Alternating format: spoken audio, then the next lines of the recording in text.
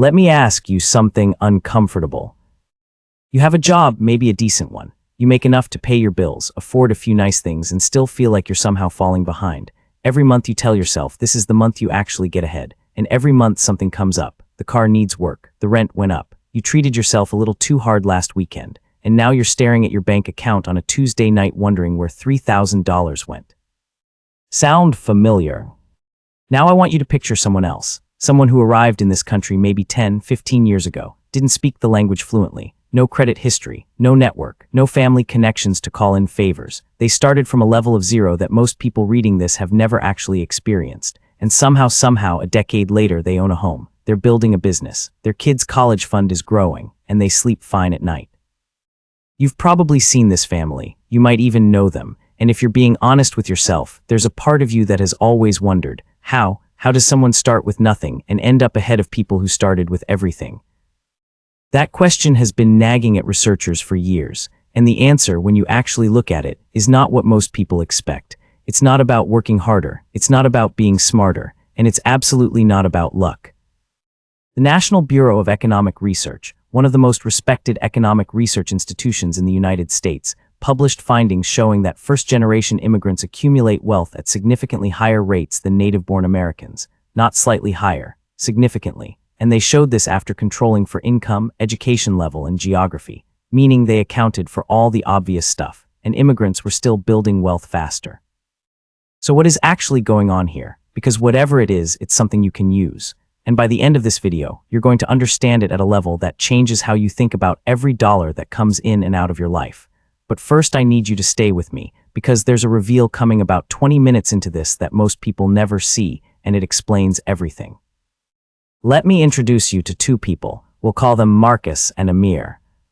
Marcus is 33 years old. He grew up in a middle-class American household. Both parents worked. He went to a decent college, graduated with some debt, got a job in marketing making $74,000 a year. By every standard measure, Marcus is doing fine. He has a car. He rents a nice apartment in a city he loves. He eats out regularly. He has a Spotify subscription and a Netflix subscription, and about 4 other subscriptions he's been meaning to cancel.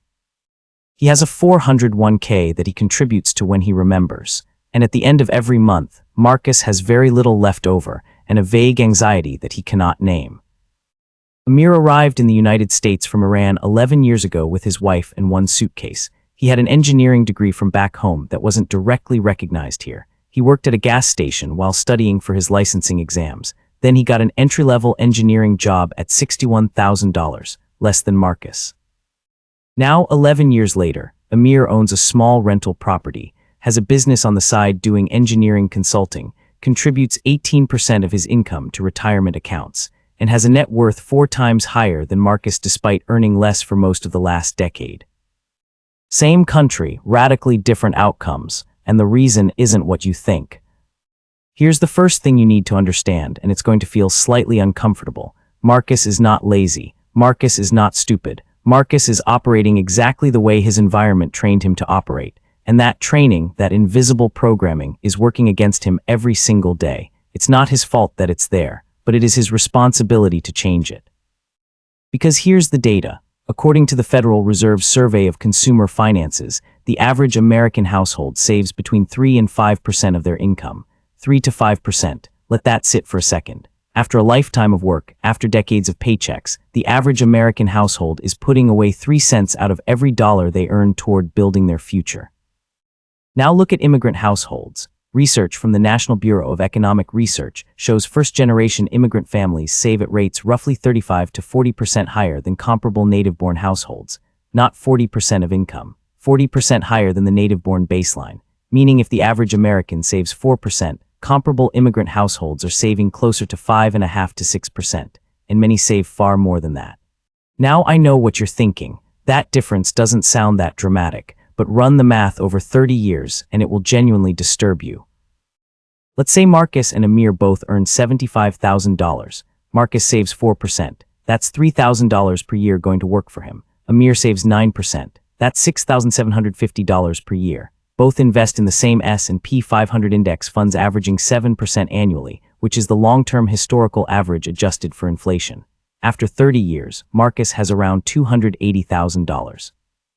Amir has around $640,000. Same income, same market, same 30 years. The difference is $360,000, built entirely out of a 5% gap in savings behavior. And that's before we factor in everything else, because the savings rate is just the beginning. Here's where the psychology gets really interesting, and this is the part that most finance content never touches. Every human brain has what psychologists call a reference point. It's the invisible baseline your mind uses to evaluate whether your life feels like enough. And your reference point is almost entirely shaped by what you grew up around, what your peers have, and what your culture tells you is normal. Here's why that matters enormously for wealth. When your reference point is set high, when normal in your mind means eating out 3 times a week, driving a new car, living in an apartment with granite countertops, then anything below that standard doesn't feel like saving. It feels like deprivation.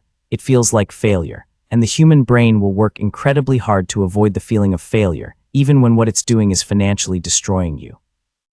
But when your reference point is calibrated differently, when you grew up in a household where scarcity was real, where sending money home to family was a priority, where a modest apartment was abundance, not inadequacy, then the psychological cost of saving aggressively is almost zero. You're not sacrificing anything, you're building something, and that's not a minor mindset difference. That is the entire game. Think of it like 2 people holding identical buckets of water. One is standing in a swimming pool, the other is standing in a desert. Neither one is going to recklessly pour their bucket out, but the person in the desert will guard every single drop with everything they have, because their reference point tells them that water is not guaranteed. And that urgency, that relationship with scarcity, is the invisible engine behind wealth accumulation for millions of immigrant families across this country.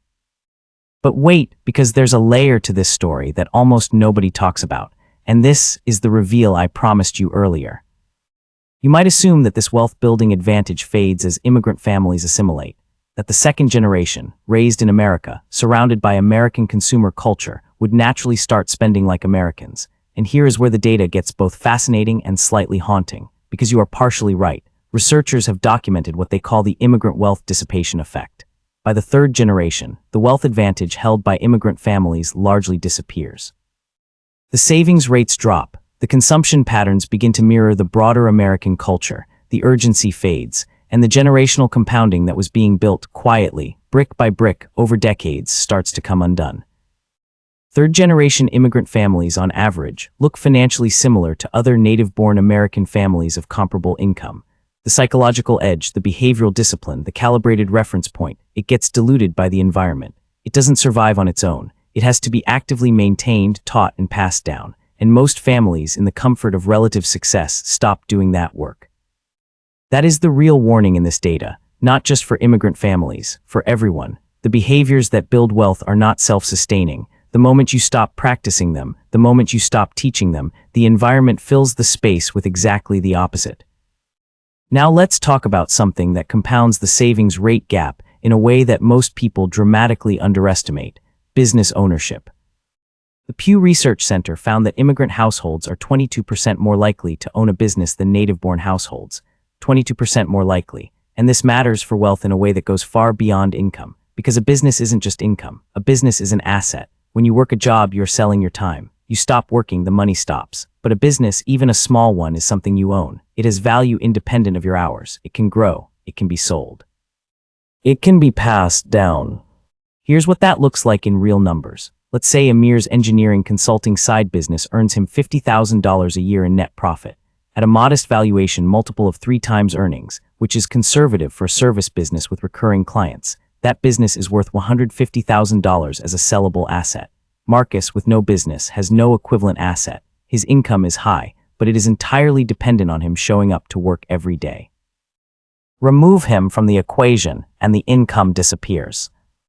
Now run that forward 15 years. Amir's business has grown. Maybe it's doing $120,000 in net profit annually.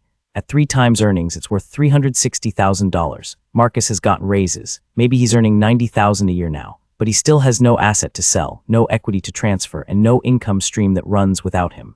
The gap in net worth between them has become a chasm, and it didn't happen because Amir was smarter.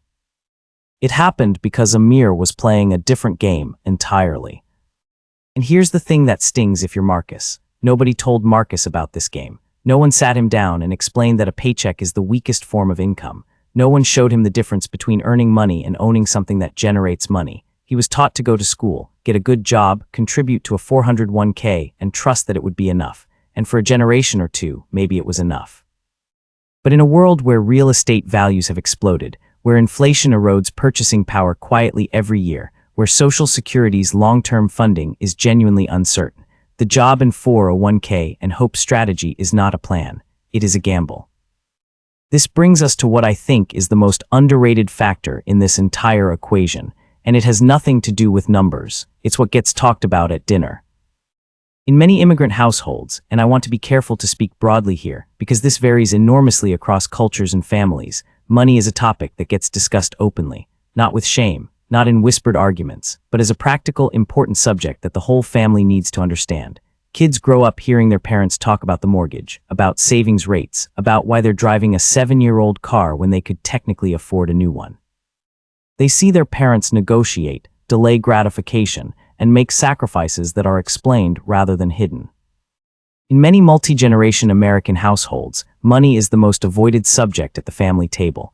You don't ask what your parents earn. You don't talk about debt. You don't discuss investment strategy over dinner. Money is private. Money is uncomfortable. And because it's never discussed openly, it's never really understood. Children grow up financially illiterate not because they're incapable, but because the education simply never happened. And then they become adults who make expensive mistakes, expensive, avoidable, predictable mistakes, because nobody ever told them how any of this actually works. The Federal Reserve has published research showing that financial literacy is one of the strongest predictors of wealth accumulation across income levels. Not income itself, literacy. And financial literacy isn't taught in most American schools, isn't modeled in most American households, and isn't reinforced by a consumer culture that profits enormously from your confusion. So if you grew up without it, the deck was already stacked before you earned your first paycheck.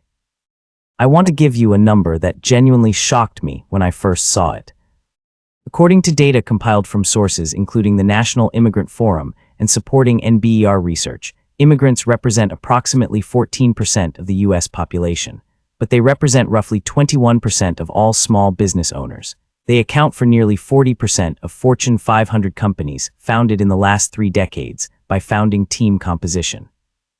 And immigrant-founded businesses in the United States generate over $1.3 trillion in annual revenue, employing approximately 8 million Americans.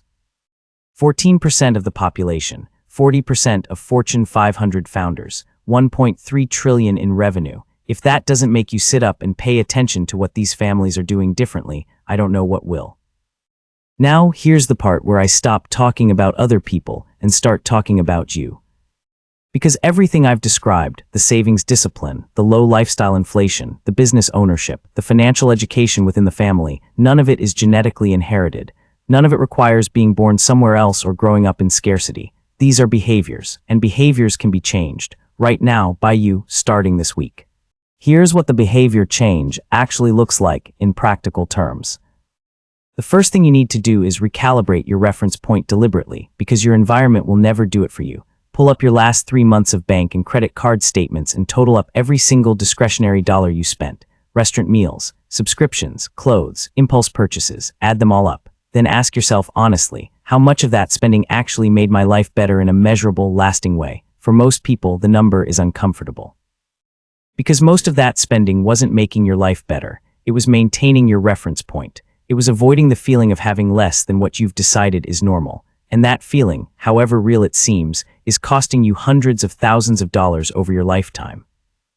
Second, you need to automate your savings before you can spend them, not after, not whatever is left over at the end of the month, because for most people that number is 0. Set up an automatic transfer to a high-yield savings account or investment account on the same day your paycheck lands. Start at a rate that feels slightly uncomfortable but survivable, maybe 6%, maybe 8%, then increase it by 1% every 6 months without exception. You will not miss the money. You will adjust, and the compounding that starts happening in your account will become the most motivating thing you've ever watched. Third, start thinking seriously about whether you own anything, not possessions, assets, things that generate value or income independent of your labor, a small rental property, a side service business in a skill you already have, a portfolio of index funds that slowly builds equity while you sleep. You do not need to quit your job tomorrow and start a business. But you do need to stop treating your paycheck as the only income structure available to you, because it is the most fragile one you could possibly rely on.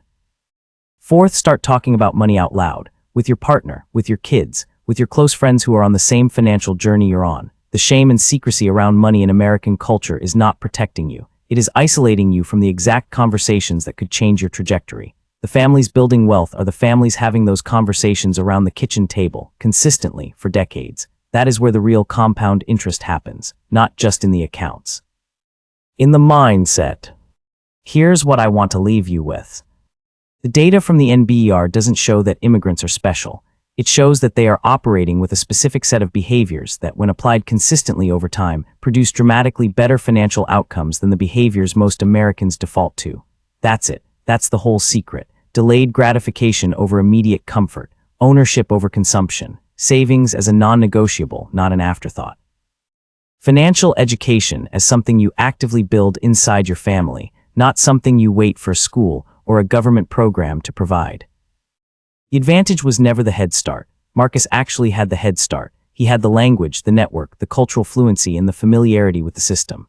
He had every structural advantage that Amir had to build from scratch, and he is still behind, not because he's a bad person, not because he didn't work hard, but because nobody taught him the right operating system for money, and the wrong one has been running in the background, silently, his entire adult life.